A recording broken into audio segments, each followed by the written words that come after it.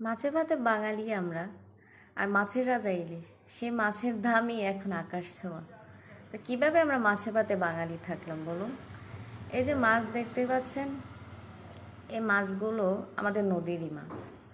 এতে কোনো ইনভেস্ট করতে হয় না, আর ইলিশ মাছের পিছনে তো ব্যয়ও নেই। অথচ সেই মাছ এতটা দাম যে আকাশ ছোঁয়ার মতো। এই যে মাছটা দেখতে পাচ্ছেন, এটার দাম 2000 টাকা, এটার দাম 1800 টাকা, ওটার দাম 2400 টাকা। আর ছোট এই যে ঝাটকা, এগুলোর দাম 1000 টাকা। তা মধ্যবিত্তরা কী খাবে, কী খেয়ে বাঁচবে? আসসালামু আলাইকুম এভরিওয়ান, কেমন আছেন সবাই?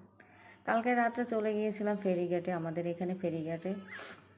তো নদী থেকে তাজা তাজা ইলিশ মাছ উঠেছে, অথচ এত পরিমাণ দাম যা ধরা ছোঁয়ার বাহিরে।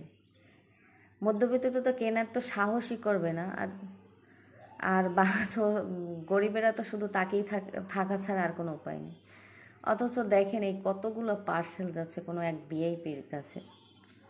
যাদের অঢালা টাকা আছে, সুদ আছে, যারা ঘুষ খেতে পারে, তারাই এইগুলো কিনতে পারে। আর মধ্যবিত্তরা তো তাকেই থাকা ছাড়া আর আফসোস করা ছাড়া, এক বুক নিঃশ্বাস ছাড়া ছাড়া আর কোনো কিছু নেই।